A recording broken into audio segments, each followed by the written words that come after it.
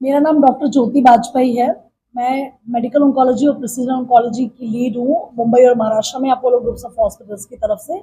और हम लोग अपोलो ग्रुप्स ऑफ हॉस्पिटल्स की तरफ से कोशिश करते हैं कि किसी भी तरीके के कैंसर को अर्ली स्टेजेस में डिटेक्ट कर लें, और उसके लिए हम अवेयरनेस स्प्रेड करते हैं। अलग अलग मंथ में अलग अलग कैंसर के लिए स्प्रेड की जाती है अवेयरनेस, जिसमें कि बार बार ये रीएम्फेसाइज हो लोगों के दिमाग में कि कैंसर को अर्ली डिटेक्ट करने से हम उनके आउटकम्स बेहतर कर सकते हैं। तो इसी तरह के प्रोग्राम का एक ये नेक्स्ट पड़ाव है। मैं बोलूँगी तो लंग कैंसर, जो कि one of the most important और कॉमन कैंसर है वर्ल्ड ओवर, एंड इंडिया में भी कुछ प्रमुख कैंसर्स में से आता है। ये ना केवल एक बहुत कॉमन रूप से पाया जाता है, बल्कि ये बहुत ज़्यादा डेथ्स भी कॉज करता है। एंड मेन रीज़न ये होता है कि इसका डिटेक्शन बड़ा लेट होता है।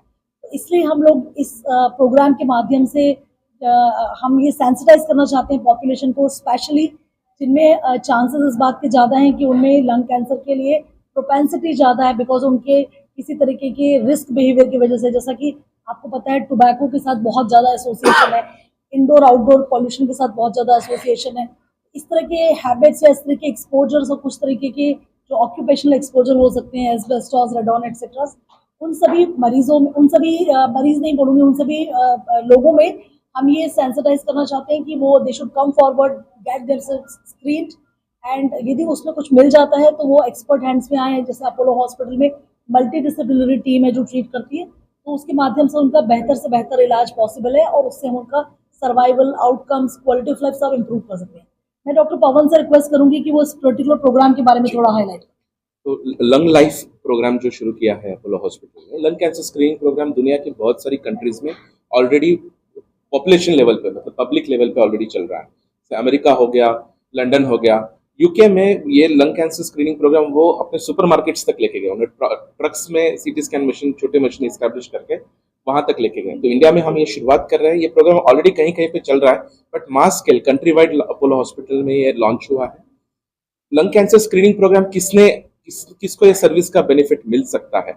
लंग कैंसर होने के बहुत सारे कारण हैं, उसमें से एक कारण जिनको स्मोकिंग का एक्सपोजर बहुत ज्यादा है, सिगरेट, बीड़ी, हुक्का, किसी भी तरीके का tobacco smoke exposure lung cancer का सबसे कॉमनेस्ट कारण है।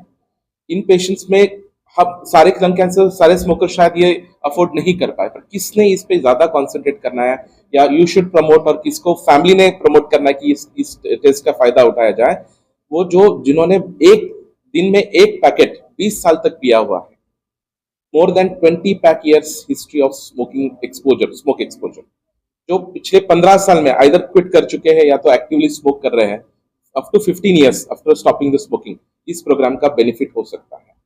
इसमें क्या किया जाता है, जब पेशेंट्स कोई अपने आप से कि आई डिक्लेयर कि मैं स्मोकर हूं, मुझे इस अपने आप को लंग कैंसर के लिए स्क्रीन करना है, वो पेशेंट्स पल्मोलॉजिस्ट, कैंसर स्पेशलिस्ट या फिजिशियन, किसी भी अपने खुद के फैमिली डॉक्टर से ये चीज बयान कर सकता है कि मुझे इस तरीके का स्क्रीनिंग, या मैं स्मोकर हूं और मुझे रिस्क लग रही है तो क्या करूं मैं आगे। तो ये पेशेंट्स लंग कैंसर स्क्रीनिंग का फायदा ले सकते हैं।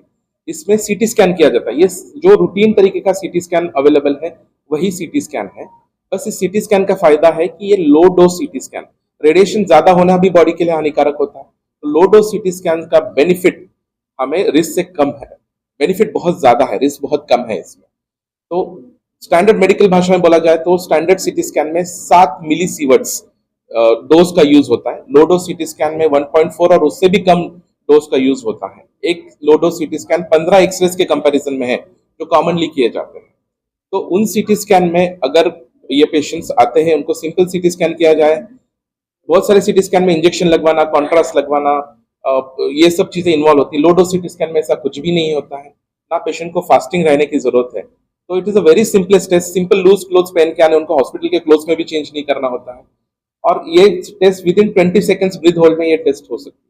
तो लेस देन 1 मिनट में पेशेंट का स्कैन होकर हमें रिपोर्ट मिलता है। ये रिपोर्ट हमारे एक्सपर्ट रेडियोलॉजिस्ट, आर्टिफिशियल इंटेलिजेंस का सहारा लेके और पल्मोलॉजिस्ट खुद इस रिपोर्ट्स को रीड करते हैं, नोड्यूल्स को देखते हैं। कोई भी नोड्यूल डिटेक्ट होना मतलब कैंसर ही है ऐसा नहीं है, ये कोई इन्फेक्शन भी हो सकता है। इसलिए पल्मोलॉजिस्ट या डॉक्टर को मिलना जरूरी है उस रिपोर्ट के बाद, कि अगर ये इन्फेक्शन है तो उसके लिए ट्रीट किया जाए। पर अगर ये कैंसर की जैसा दिख रहा है और ये स्मॉलर साइज में है, अगर जो नोड्यूल डिटेक्शन होता है वो 6 मिलीमीटर तक का नोड्यूल पकड़ लेता है, तो बहुत स्मॉलेस्ट नोड्यूल सीटी स्कैन पकड़ सकता है, और इस नोड्यूल को हम ईयरली फॉलो करते हैं। सपोज कोई नोड्यूल का साइज 8 मिलीमीटर 1 सेंटीमीटर तक हो जाता है, 8 millimetre and more is suppose to be threshold, उसके ऊपर बायोप्सी रिकमेंडेड है। तो ये patients further PET scan CT scan से इवैल्यूएट होकर बायोप्सी किए जा सकते हैं, और with that smallest size 1 centimetre के साइज में हम लंग कैंसर को पकड़ के उसका इलाज कर सकते हैं। Best cure is offered by surgery. तो उसी स्टेज में अगर बीमारी पकड़ में आ जाए तो सर्जरी हो सकती है, और डॉक्टर राजेश शिंदे जो खुद रोबोटिक सर्जन है, जो मिनिमल एक्सेस सर्जन है, मिनिमम एकदम छोटा सा की होल करके ऑपरेशन करके सेकंड थर्ड डे पेशेंट घर जा सकता है। सर्जरी का जो कॉस्ट है वो डिपेंड करता है कि रोबोटिक से कर रहे हैं या दूसरों के द्वारा। सर्जरी का जो कॉस्ट है वो डिपेंड करता है कि हम कौन सा सर्जरी कर रहे हैं, ओपन सर्जरी कर रहे हैं, रोबोटिक सर्जरी कर रहे हैं या दूरबीन के हिसाब से कर रहे हैं। अगर ये अर्ली स्टेजेस पे डिटेक्ट होता है तो ये दूरबीन द्वारा या रोबोट के माध्यम से किया जा सकता है। एवरेज कॉस्ट अराउंड 2.5 से 3 लाख रुपए में अर्ली स्टेजेस में अगर होता है तो सर्जरी हो जाती है। यहाँ आदमी इस चीज को स्क्रीनिंग करवाना चाहे तो क्या है? जैसे हमने बताया स्क्रीनिंग का अगर कोई कॉस्ट स्क्रीनिंग के लिए आना चाहता है, हमारे यहाँ पे जो हमने एक प्रोजेक्ट चालू किया है उसका कॉस्ट हमने 4,999 रखा है।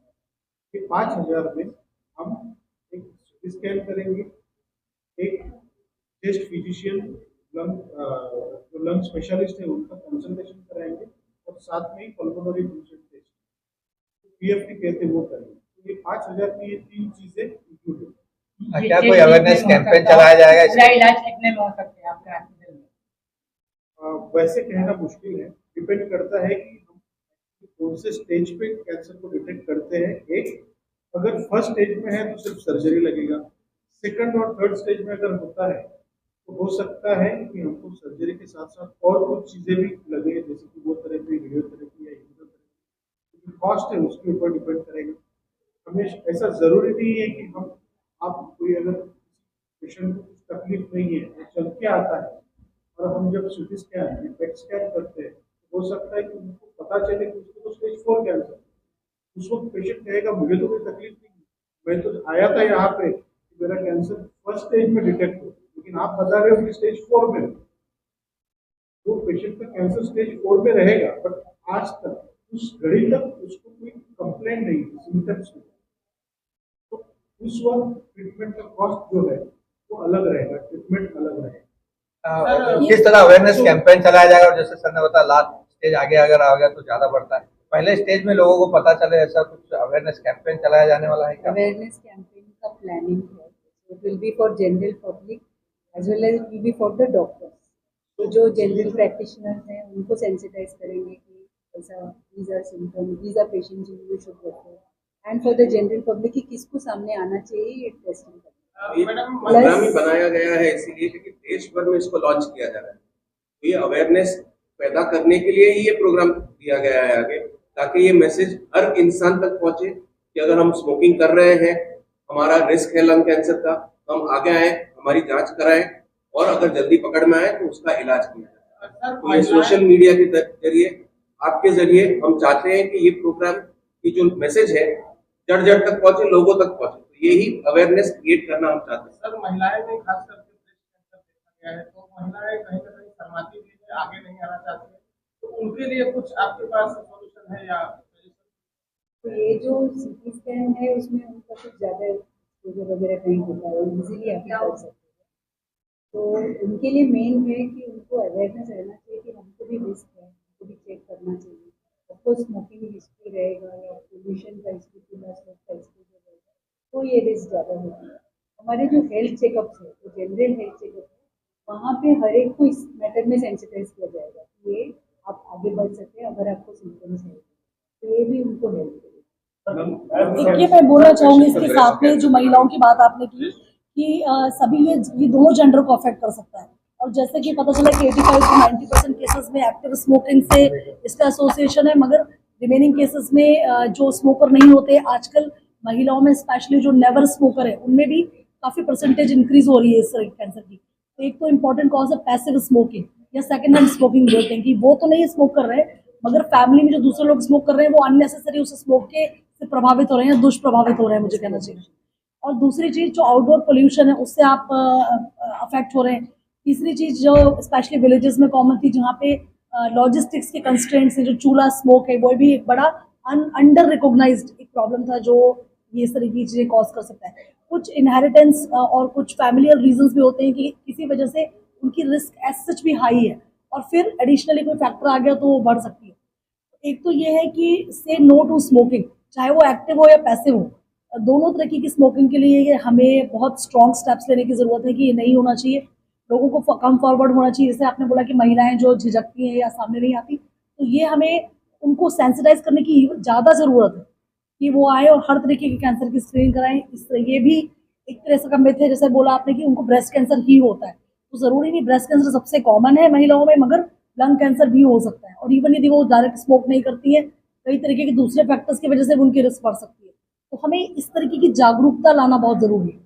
मैम, जिस तरीके से आपने बताया कि इंडोर पोल्यूशन और आउटडोर पोल्यूशन और स्मोकर, लेकिन आज की जो दौर में एक नए जो तबके हैं, जो यंग लड़के हैं, लड़कियां हैं, वो जो हुक्का, जो ये शीशा को एक जो है फैशन बनाकर जो उसे पी रहे हैं, और ये कहा जा रहा है उन्हें कि निकोटीन फ्री है। तो क्या ये हुक्के से भी जो है ये चीजें फैल सकती है कि जवान कभी काफी डेंजरस होता है, लेकिन निकोटीन जो है वो नहीं एक्चुअली कैंसर का के साथ जो पार्टिकुलेट मैटर है, जो बर्न जो पार्टिकल्स रहते हैं, वो इरिटेट करके एक्चुअली कैंसर प्रोड्यूस करते हैं।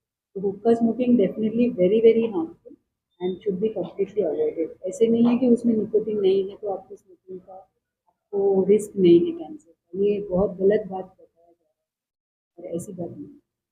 Thank you.